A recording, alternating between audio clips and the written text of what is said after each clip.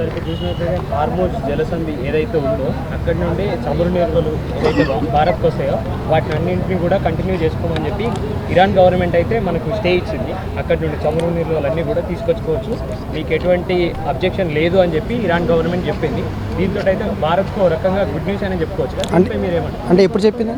ఇంతకుముందు ఈరోజా? Breaking news. Okay, నిన్న ట్రంప్ ప్రకటించారు ఏమనంటే, ఒకవేళ కనుక సముద్ర జలాల నుంచి కనుక ఆపేవేయగలిగితే మా ఆర్మీని పంపిస్తాము, ఎవరైతే అటు నుంచి రావాల్సిన వ్యక్తులు ఎవరైతే ఉన్నారో వాళ్ళందరూ కూడా మేము ప్రొటెక్ట్ చేస్తామని చెప్పారు. సో దానికి వాళ్ళు రిలీజ్ చేసి ఉండొచ్చు. ఓన్లీ భారత్నే వాళ్ళు అలౌ చేస్తామని చెప్పి చెప్పారు కదా. ఓన్లీ భారత్? ఓకే, మిగతా ఓకే దేశాలకు లేదు ఆ ఛాన్స్ అని చెప్పారు. అది ఒక రకంగా భారత్కి అయితే గుడ్ న్యూస్ అని చెప్పుకోవచ్చు. అంటే ఒకవేళ భారత్ ఇజ్రాయెల్కి సపోర్ట్ చేస్తుందేమో అని వాళ్ళకి ఎక్కువ అనిపించి ఉండొచ్చు, కానీ నిజంగా ప్రేమతో మాత్రం కాదు. ఎందుకంటే యుద్ధంలో కొన్ని వదులుకోవాలి, యుద్ధ నీతిలో కొన్ని వదిలేయాలి, కొన్ని పట్టుకోవాలి. కాబట్టి ఈ అంశాన్ని వదిలేశారు. ఎందుకంటే మనకి ఇక్కడికి కొంత సంబంధం ఉందని చెప్తారు. షియా ముస్లిం సమస్య ఇక్కడ వ్యతిరేకత వచ్చే అవకాశం కూడా ఉండొచ్చు. సో ఇక్కడ నుంచే వ్యతిరేకత వచ్చే అవకాశం ఉండొచ్చు. కాబట్టి మా టార్గెట్ భారత్ కాదు అని చెప్పే ప్రయత్నం ఇది. మా టార్గెట్ భారత్ని ఇబ్బంది పెట్టాలన్న ఉద్దేశం మాది కాదు అని ఇరాన్ చెప్పడానికి చేసిన ప్రయత్నం ఇది. అంటే భారత్ని వాళ్ళకి మద్దతు ప్రకటించమని చెప్పి అడిగే ఉద్దేశంతో ఉందంట ఇరాన్. ఒకవేళ అడుగుద్దంటారు? కాదు, మా టార్గెట్ భారత్ కాదు, మా టార్గెట్ ఇజ్రాయేల్, మా టార్గెట్ అమెరికా, భారత్ కాదు అని ఇప్పుడు ఇరాన్ స్పష్టంగా చెప్తున్నాను. ఎందుకంటే అంతర్జాతీయంగా భారత్కి సపోర్ట్ వచ్చే అవకాశం ఉంది. ఈరోజు ఇటలీ సపోర్ట్ చేస్తుంది ఎవరికి? ఇరాన్కి. అదేవిధంగా చైనా సపోర్ట్ చేస్తుంది. మొత్తం 3 దేశాలు, కిమ్ జాంగ్ కూడా సపోర్ట్ చేస్తున్నారు. సో మొత్తం 3 దేశాలు సపోర్ట్ చేస్తున్నాయి. అలా చూసుకుంటే ఇజ్రాయెల్కి ఇంకా ఎక్కువ మంది సపోర్ట్ చేసే అవకాశం ఉంది. ఆ లెక్క చూస్తే ఇజ్రాయెల్కి ఇంకా ఎక్కువ మంది సపోర్ట్ చేసే అవకాశం ఉంది. అలాంటి వాతావరణం కనుక వస్తే కనుక ఇరాన్కి చాలా లాంగ్ టైం నష్టం కలిగే అవకాశం ఉంటుంది. ఎందుకంటే భారత్ లాంటి దేశంతో ఎవరు కూడా యుద్ధం కోరుకోరు. ఒకవేళ కోరుకుంటే భారత్కి మద్దతు ఇచ్చే దేశాలు ఇప్పుడు ఎక్కువ ఉన్నాయి. అప్పుడు అది సమస్య. అందుకని ఏంటంటే మా టార్గెట్ భారత్ కాదని చెప్పే ప్రయత్నం చేస్తున్నారు. అంటే ఇరాన్ ఈ విధంగా భారత్కి మద్దతు తెలపడంతో ఏదైతే చమురు నిల్వల విషయంలో మద్దతు తెలుపుతుంది కదా, దీన్ని వాళ్ళు వేరే అగెనిస్ట్గా తీసుకొని అమెరికా, ఇజ్రాయెల్ మన భారతదేశపైనే యుద్ధం చేసే అవకాశం ఉందండి. అలానే వాతావరణం. ఎందుకంటే అలాంటి వాతావరణం ఇక్కడ చెప్తున్నారు. ఒక అంశం ఏంటంటే మా టార్గెట్ భారత్ కాదు అనే విషయాన్ని స్పష్టంగా చెప్తున్నారు. ఎందుకంటే రిలీజియన్ ప్రకారం చూసినా ఇక్కడ నుంచి వ్యతిరేకత వస్తుంది, లేకపోతే అంతర్జాతీయ పరంగా చూసినా సరే ఇతర దేశాలు కూడా ఇరాన్ మీద ఒత్తిడి తీసుకొచ్చే అవకాశం ఉంటుంది. భారత్ని మీరు ఎందుకు ఇచ్చేస్తున్నారనేది. సో అలాంటి వాతావరణం వచ్చే అవకాశం ఉంటుంది. అందులోనే ఇజ్రాయెల్కి కనుక భారత్ ఎక్కువగా సపోర్ట్ చేసింది అనుకో, మొదటి నుంచి కూడా ఇజ్రాయెల్ భారత్ బంధం మొదటి నుంచి బలంగా ఉంది. ఒకవేళ కనుక ఇజ్రాయెల్ కనుక సపోర్ట్ చేసింది అనుకో, భారత్తో పాటు ఇంకా ఎక్కువ దేశాలు సపోర్ట్ చేసే అవకాశం ఉంటుంది. అంటే సార్ ఈ యుద్ధం ఇంకా ఇలాగే కొనసాగుతుందా? అంటే దీనికి అంటూ ముగింపు లేదా అని చెప్పి కొన్ని వేరే దేశాల ప్రతినిధులు కూడా మాట్లాడుతున్నారు. దీనిపై మీ స్పందన? అసలు ఐక్యరాజ్య సమితే మాట్లాడట్లేదు.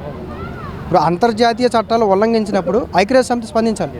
అసలు ఐక్యరాజ్య సమితి ఎక్కడా లేదు. అసలు ఐక్యరాజ్య సమితి స్పందించట్లేదు. మొన్న ఐక్యరాజ్య సమితి సభ్యుడు ఒక వ్యాఖ్యలు చేశారు. ఏమని? నేను ఆ వ్యాఖ్యలు విని నేనే షాక్ అయ్యా. అమెరికా కూడా ఐక్యరాజ్య సమితి లాంటిదే అని చెప్పి ఐక్యరాజ్య సమితిలో ఉన్న సభ్యుడు చెప్పాడు. నేను షాక్ అయ్యా. ఒక దేశమే ఐక్యరాజ్య సమితి లాంటి సభ్యులు అని చెప్పడం అనేది చాలా విచారకరం. అంటే ఐక్యరాజ్య సమితి పూర్తిగా చేతులు ఎత్తేసింది. సో ఇక్కడ ఇంకో అంశం ఏంటంటే ఇరాన్లో స్కూళ్ళ మీద దాడి జరిగింది. ఇజ్రాయెల్ మీద కూడా గత 3 నెలల క్రితం స్కూల్ మీద దాడి జరిగింది. సో ఇక్కడ స్కూల్ మీద కానీ చిన్నపిల్లలు కానీ చనిపోతే వెంటనే ఐక్యరాజ్య సమితి రియాక్ట్ అవ్వాలి. యుద్ధంలో పిల్లల్ని చంపాలనేది ఏ యుద్ధం కోరుకోదు. కాబట్టి ఐక్యరాజ్య సమితి వెంటనే వేగంగా స్పందించాల్సిన ఉంది. ఈ యుద్ధం కొనసాగించడానికి ఐక్యరాజ్య సమితి మధ్యవర్తం చేయకపోవడమే ఒక ప్రధానమైన కారణం అయిపోతుంది. పెద్దరికం ఎక్కడ లేకపోవడం పెద్ద సమస్య అయింది. అంటే పక్షపాత ధోరణి వహిస్తున్నట్టు ఐక్యరాజ్య సమితి అంటే ఒక అమెరికా విషయంలో వాళ్ళ ఫేవర్గా ఉన్నట్టు అనిపిస్తూ ఉందని చెప్పి నేటిజన్లు అంటున్నారు. లేదు, మన గతంలో కూడా ఇండియా పాకిస్తాన్ అంశం జరిగినప్పుడు కూడా ఐఎంఎఫ్ పాకిస్తాన్కి అమౌంట్ రిలీజ్ చేశారు. దేనికోసం? యుద్ధం కోసం. అప్పుడు అందరూ మన ఓవైసీ గారు కూడా వ్యతిరేకించారు, మన అందరం కూడా వ్యతిరేకించాం. అంటే అప్పుడు కూడా ఐక్యరాజ్య సమితి మాట్లాడలేదు. కేవలం ఈ యొక్క ఇరాన్ ఇజ్రాయెల్ యుద్ధం కోసం మాత్రం కాదు. గతంలో కూడా ఐక్యరాజ్య సమితి గత 5-6 సంవత్సరాల నుంచి కరోనా టైం నుంచి కూడా ఐక్యరాజ్య సమితి పూర్తిగా విఫలమైపోయింది. అంటే కేంద్ర ప్రభుత్వం కూడా మన ఇండియన్ గవర్నమెంట్ ఏదైతే ఉందో చమురు నిల్వలు కూడా మన దగ్గర ఇంకా ఉన్నాయి, అవసరానికి సరిపడా ఉన్నాయని చెప్పి ప్రకటించింది కదా. ఇలా ప్రకటించిన తర్వాత వేరే సేవలు ఏదైతే అక్కడి నుండి వచ్చి చమురు నిల్వలు ఆపేసినా కూడా మనకి ఎటువంటి లోటు అనేది ఉండదని చెప్పడానికి ఆ విధంగా ప్రకటించడం వెంట కాదు. అంటే అలా లేదు, మనకి యుద్ధం జరుగుతుందన్న వాతావరణం 3 నెలల నుంచి ఉంది, ఈ రోజు నుంచి కాదు. మన భారత ప్రధానమంత్రి వెళ్ళి ఇజ్రాయెల్ ప్రధానమంత్రిని కలిశారు నేతన్యాని. సో ఆ యుద్ధ వాతావరణం 3 నెలల నుంచి ఉంది. యుద్ధం స్టార్ట్ అయ్యి 6 రోజులు అయింది. కానీ ఒక యుద్ధం దేశం మీద జరుగుతున్నప్పుడు అన్ని సమకూర్చుకుంటారు కదా. సో మన దేశానికి కేవలం ఇరాన్ నుంచి ఏమి ఎక్కువ రావట్లేదు కదా. ఇప్పుడు రష్యా నుంచి కూడా చమురు ఒప్పందం చేసుకున్నాం. ఆల్టర్నేటివ్ ఆప్షన్ మన భారతదేశంలో ఉంది. సో అదేవిధంగా మనకి కొంత నిల్వలు కూడా ఉన్నాయి. మనం అందుకే నిన్న కూడా చెప్పారు, మా దేశంలో మాత్రం పెట్రోల్ ధరలు పెంచే అవకాశాలు లేవు అని చెప్పారు. అదేవిధంగా యుద్ధం కొనసాగించినా సరే ఇప్పుడు ట్రంప్ అమెరికా అధ్యక్షుడు కూడా యుద్ధాన్ని కొనసాగించాలని చూడట్లేదు. ఎందుకంటే యుద్ధం కొనసాగితే ఆర్థిక సంక్షోభం ఏర్పడితే ట్రంప్కి ఎఫెక్ట్ అవుతుంది. యుద్ధం ఎవరు స్టార్ట్ చేశారు, ఎవరు గెలిచారని కాదు, సంక్షోభం ఏర్పడితే ట్రంప్ మీద ఎఫెక్ట్ పడుతుంది. ఇరాన్ని ఎవరు అడగరు, ట్రంప్ని అడుగుతారు. నువ్వు కావాలని చేసిన ఈ యుద్ధం ఇప్పుడు ఇన్ని లక్షల కోట్లు నష్టపోయాము, ఏంటి నీ బాధ్యత అని చెప్పి అందరూ అడుగుతారు. ఇప్పుడు వ్యవస్థలు ఐక్యరాజ్య సమితితో పాటు అంతర్జాతీయ ఉన్న వ్యవస్థలన్నింటిలో కూడా ట్రంప్ అగ్నిస్ట్గా పనిచేశాడు. ఆ వ్యవస్థలన్నీ కూడా ట్రంప్ మీద అగ్నిస్ట్గా వచ్చాయనుకో అప్పుడు సమస్య ఇది. ఇప్పుడు ఇంకో అంశం ఏంటంటే అమెరికాలో మొన్న సర్వే చేశారు. సర్వే చేస్తే కేవలం 30% మంది మాత్రమే యుద్ధానికి కోరుకుంటున్నారు. 70% అమెరికా ప్రజలు అగ్నిస్ట్గా ఓట్లు వేశారు. అంటే ఎలాంటి వాతావరణం చూడండి. అంటే అలాంటి ఓటింగ్ వచ్చినా కూడా ఎందుకు అలా పగబట్టినట్టు చేశారని చెప్పి నేను మొదటి నుంచి కూడా చెప్పా, ట్రంప్ రాజకీయ నాయకుడు కాదు, అతను వ్యాపారవేత్త. వ్యాపార అవసరాల కోసం అతను రాజకీయాల్లోకి వచ్చాడు. ఇప్పుడు ఆ ప్రపంచవ్యాప్తంగా అత్యధిక ఆర్థిక మూలం అనేది చమురు. ఆ చమురు అనేది ఇరాన్లో ఉంది. దాన్ని తీసుకోవాలని ప్రయత్నం మొదటి నుంచి కూడా. మొన్న వెనిజువేలాలో కూడా ఆ ప్రధానమంత్రిని బలవంతంగా తీసుకొచ్చాడు.